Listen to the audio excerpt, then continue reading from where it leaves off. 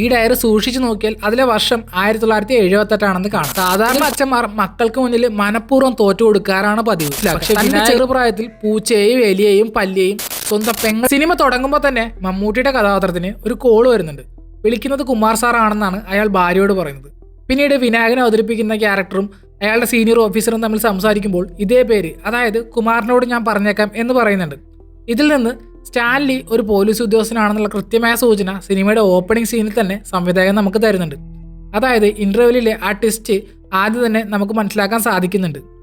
മമ്മൂട്ടി ലോഡ്ജിൽ നിന്ന് TV കാണുമ്പോൾ സ്വന്തം സഹോദരനെ കൊന്നൊരു വാർത്ത വരുന്നുണ്ട്. കൂടെയുള്ള പെൺകുട്ടി ഇങ്ങനെയൊക്കെ സംഭവിക്കുമോ എന്ന് അതിശയപ്പെടുമ്പോൾ പണത്തിന് വേണ്ടി ഇതൊക്കെ ചെയ്യാൻ ആളുകളുണ്ട് എന്നാണ് മമ്മൂട്ടി പറയുന്നത്. പണത്തിനു വേണ്ടി എന്തും ചെയ്യാൻ മടിയില്ലാത്ത ക്രൂരനായ ഒരാളാണ് താനെന്നാണ് അയാൾ ഈ ഒരൊറ്റ വാക്കിലൂടെ തെളിയിക്കുന്നത്. മമ്മൂട്ടി തന്റെ ഇരകളുടെ സ്കെച്ച് വരയ്ക്കുന്നത് ഒരു ഡയറിയിലാണ്. ഈ ഡയറി സൂക്ഷിച്ചു നോക്കിയാൽ അതിലെ വർഷം 1978 കാണാം. ഇതൊരു പഴയ ഡയറിയാണ്. ഇതിൽ നിന്നും തന്റെ ചെറുപ്പകാലം മുതലേ അയാൾ കൊലപാതകങ്ങൾ തുടങ്ങിയിരുന്നുവെന്ന് നമുക്ക് മനസ്സിലാക്കാൻ സാധിക്കും. മമ്മൂട്ടിയുടെ കഥാപാത്രം ഒരു ടെക്സ്റ്റൈൽ ഷോപ്പിൽ ചെന്ന് ഒരു പെൺകുട്ടിയെ വശീകരിക്കാൻ ശ്രമിക്കുന്നുണ്ട്. എന്നാൽ അവൾ അയാളോട് സംസാരിക്കാൻ പോലും കൂട്ടാക്കുന്നില്ല.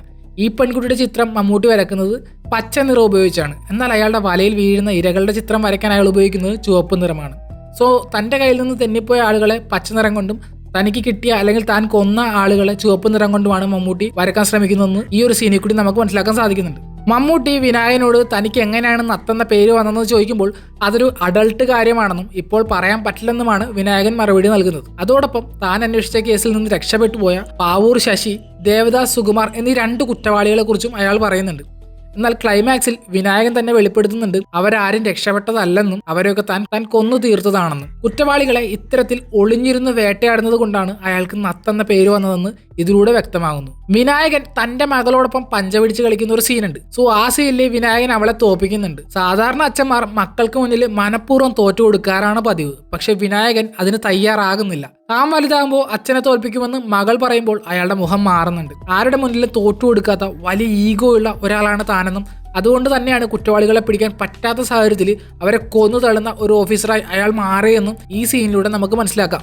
യഥാർത്ഥ പ്രതി വിനായകന്റെ കയ്യിൽ നിന്ന് രക്ഷപ്പെടുമ്പോൾ വിനായകൻ തന്റെ വീട്ടിലെ എലിശല്യത്തെക്കുറിച്ചും എലികളെ കൊല്ലുന്നത് തനിക്കൊരു അഡിക്ഷൻ ആയതിനെക്കുറിച്ചും ഒരു കഥ പറയുന്നുണ്ട്. എന്നാൽ ഈ ഒരു സീനിൽ വിഷ്വലായി കാണിക്കുന്നത് മമ്മൂട്ടിയുടെ കഥാപാത്രമായ സ്റ്റാൻലിയുടെ ഹിസ്റ്ററിയാണ്. പണ്ട് തന്റെ മുത്തശ്ശന്റെ കൂടെ കാട്ടിലെ വേട്ടയ്ക്ക് പോയിരുന്ന സ്റ്റാൻലിക്ക് പിന്നീട് കൊലപാതകങ്ങളോട് ഒരു അഡിക്ഷൻ ഉണ്ടാവുന്നു. വേട്ടയ്ക്ക് പോകാൻ പറ്റാതെ ആയപ്പോൾ അയാൾ ആദ്യം സ്വന്തം മുത്തശ്ശനെയും പിന്നീട് മുത്തശ്ശിയെയും കൊല്ലുന്നു.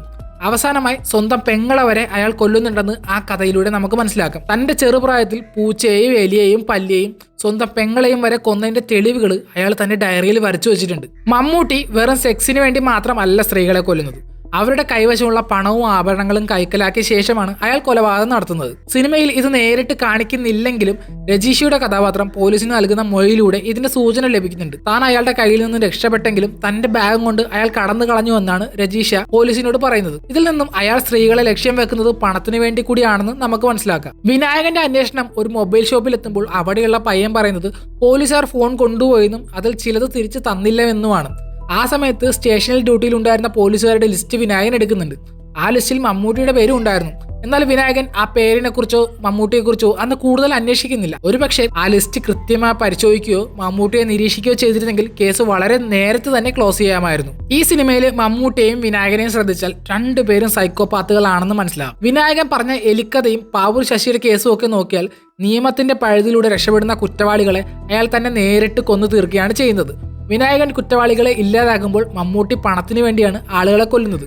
ഇതാണ് ഇവർ തമ്മിൽ പ്രധാന വ്യത്യാസം. ഒരാൾ നീതിക്ക് വേണ്ടിയാണെന്ന് വിശ്വസിച്ച് കൊല്ലുന്നു, മറ്റേയാൾ സ്വാർത്ഥതയ്ക്ക് വേണ്ടിയും. സിനിമയുടെ തുടക്കത്തിൽ തന്നെ മമ്മൂട്ടിയുടെ കഥാപാത്രം തനിക്ക് കൊലപാതകങ്ങളോടുള്ള ഇഷ്ടത്തെക്കുറിച്ച് പറയുന്നുണ്ട്. ഒരു പാമ്പിനെ കൊല്ലുന്നതിൽ റിസ്ക് ഉണ്ടെന്നും ഏറ്റവും സുഖം ലഭിക്കുന്നത് മനുഷ്യരെ കൊല്ലുമ്പോഴാണെന്നും അയാൾ വ്യക്തമാക്കുന്നു. എന്നാൽ സിനിമയിൽ ഉടനീളം ഒരിടത്തും അയാൾ മരണം ആസ്വദിക്കുന്നത് കാണുന്നില്ല.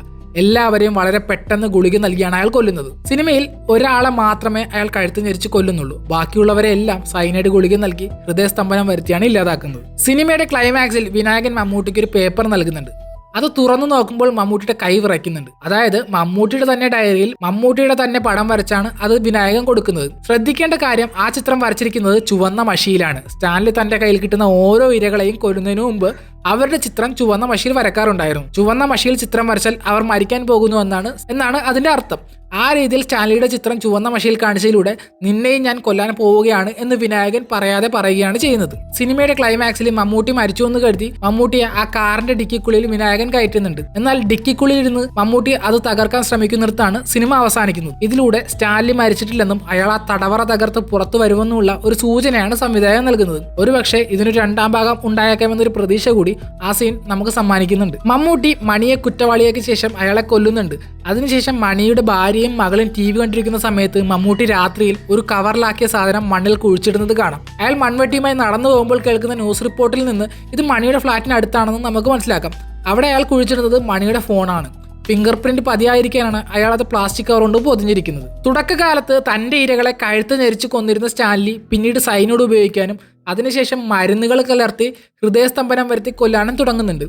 ഇരകളുടെ ശരീരത്തിൽ ബലപ്രയോഗത്തിന്റെ അടയാളങ്ങൾ ഒന്നും തന്നെ അവശേഷിപ്പിക്കാതെ ഒരിക്കലും പിടിക്കപ്പെടരുത് എന്ന് നിർബന്ധമുള്ള കാലത്തിനനുസരിച്ച് അപ്ഡേറ്റ് ആയ ഒരു സീരിയൽ കില്ലറാണ് സ്റ്റാൻലി എന്ന് ഇതിലൂടെ നമുക്ക് മനസ്സിലാക്കാം. വിനായകൻ രജീഷയുടെ അടുത്ത് മണിയുടെ ഫോട്ടോ കാണിക്കുമ്പോൾ ഇതല്ല ആളെന്ന് അവൾ വ്യക്തമായി പറയുന്നുണ്ട്. എങ്കിൽ പിന്നെ കാണാതായ സ്ത്രീയുടെ ഫോൺ എങ്ങനെ അയാളുടെ ഫ്ളാറ്റിന്റെ പരിസരത്ത് വന്നു എന്ന് വിനായകൻ അന്വേഷിച്ചിരുന്നെങ്കിൽ സ്റ്റാൻലിയേക്ക് എത്താൻ വളരെ എളുപ്പമായിരുന്നു. കാരണം മണിയുടെ കുടുംബവുമായി ഏറ്റവും കൂടുതൽ അടുപ്പമുള്ളത് സ്റ്റാൻലിയുടെ കുടുംബത്തിനായിരുന്നു. വിനായകൻ ഫോൺ ലൊക്കേഷൻ ട്രേസ് ചെയ്ത് മണിയുടെ ഫ്ളാറ്റിലെത്തുമ്പോൾ വാതിൽ തുറന്നു കൊടുക്കുന്നത് പോലും സ്റ്റാൻലിയുടെ ഭാര്യയായിരുന്നു. ഈ ബന്ധം വിനായകൻ ശ്രദ്ധിച്ചിരുന്നെങ്കിൽ പ്രതിയെ നേരത്തെ തന്നെ പിടികൂടാമായിരുന്നു. സിനിമയുടെ ക്ലൈമാക്സിൽ ലോഡ്ജിലിരിക്കുന്ന ആ റിസപ്ഷനിസ്റ്റ് ശരിക്കും ഒരു പോലീസുകാരനാണ്.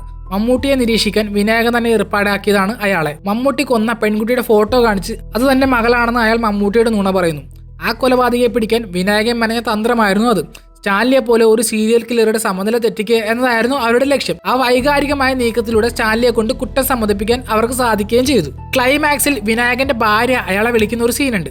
അന്വേഷണം എന്തായെന്ന് ചോദിക്കുമ്പോൾ എപ്പോഴത്തെയും പോലെ ആളെ കിട്ടിയില്ല എന്നാണ് വിനായകൻ മറുപടി നൽകുന്നത്. അതായത് പോലീസിനെ അറിയിക്കാതെ വിനായകൻ ഒറ്റയ്ക്കാണ് സ്റ്റാൻലിയുടെ അടുത്തേക്ക് പോകുന്നത്. ഇത് അയാളെ ഒഫീഷ്യലായി അറസ്റ്റ് ചെയ്യാൻ വേണ്ടിയല്ല, മറിച്ച് പാവൂർ ശശിയൊക്കെ കൊന്നതുപോലെ സ്റ്റാൻലിയെയും ഇല്ലാതാക്കാൻ വേണ്ടിയാണ്. നിയമത്തിന്റെ പഴുതുകളിലൂടെ രക്ഷപ്പെടുന്ന ഇരകളെ രാത്രിയുടെ മറവിൽ വേട്ടയാടി കൊല്ലുന്നതുകൊണ്ടാണ് വിനായകനെ നത്തെന്ന് വിളിക്കുന്നത് എന്ന് ഈ ഒരു സീൻ അടിവരയിട്ട് ഉറപ്പിക്കുന്നു. ഈ സിനിമയിലെ ഏറ്റവും ഭീകരമായ ഒരു സത്യം നമ്മൾ പലപ്പോഴും ശ്രദ്ധിക്കാതെ പോകുന്നുണ്ട്. സ്റ്റാൻലി കൊന്ന മണിയുടെയും അയാൾ ആദ്യം കൊന്ന ആ പെൺകുട്ടിയുടെയും മൃതദേഹങ്ങൾ എവിടെയാണെന്നുള്ള ചോദ്യത്തിന് കൃത്യമായ ഉത്തരം ആ വീട് തന്നെയാണ്. സ്റ്റാൻലി താമസിക്കുന്ന ആ വീടിനുള്ളിൽ തന്നെയാവാം അയാൾ ആ ബോഡികൾ ഒളിപ്പിച്ചിരിക്കുന്നത്. തൻ്റെ ഇരകളെ സ്വന്തം വീടിന്റെ തറക്കടിയിലോ മറ്റോ കുഴിച്ചുമൂടി ആ മരണങ്ങൾക്കൊപ്പം ജീവിക്കുന്ന ഒരു സൈക്കോയാണ് സ്റ്റാൻലി എന്ന് ഇതിലൂടെ മനസ്സിലാക്കാം. സിനിമയുടെ പേര് കളങ്കാവൽ എന്ന് വരാൻ മറ്റൊരു കാരണം കൂടി ഈ ക്ലൈമാക്സ് ഫൈറ്റിലുണ്ട്. കേരളത്തിലെ ഭദ്രകാളി ക്ഷേത്രങ്ങളിൽ നടക്കുന്ന ദാരിക നിഗ്രഹം എന്ന കലാരൂപത്തെ അനുസ്മരിപ്പിക്കുന്ന തരത്തിലാണ് ആ ലോഡ്ജിലെ ഫൈറ്റ് സീൻ ഒരുക്കിയിരിക്കുന്നത്. അവിടെ സ്റ്റാൻലി എന്ന തിന്മയുടെ പ്രതീകമായ ദാരികനെ ഭദ്രകാളിയെപ്പോലെ രൗദ്രഭാവം പൂണ്ട വിനായകന്റെ നത്തെന്ന കഥാപാത്രം നിഗ്രഹിക്കുകയാണ് ചെയ്യുന്നത്. ആ ഫൈറ്റിൽ ഉപയോഗിച്ചിരിക്കുന്ന ആ ബീജം ശ്രദ്ധിച്ചാൽ അതിലൊരു തെയ്യം അല്ലെങ്കിൽ കളമെഴുത്തും പാട്ടിന്റെ അസുരമായ താളം നമുക്ക് കേൾക്കാം. മമ്മൂട്ടിയുടെ തലയോട് വിനായകൻ അടിച്ചു തകർക്കുന്ന ആ ക്രൂരമായ നിമിഷം സത്യത്തിൽ ഒരു ആചാരപരമായ ശുദ്ധീകരണം പോലെയാണ് സംവിധായകൻ ചിത്രീകരിച്ചിരിക്കുന്നത്. അതുകൊണ്ടാണ് ആ ഫൈറ്റ് ഇത്രയും ഡിവൈൻ ആയിട്ടും അതേസമയം വയലന്റ് ആയിട്ടും നമുക്ക് അനുഭവപ്പെടുന്നത്. സോ ഈ വീഡിയോ നിങ്ങൾക്ക് ഇഷ്ടമായെങ്കിൽ സബ്സ്ക്രൈബ് ചെയ്യുക, സപ്പോർട്ട് ചെയ്യുക.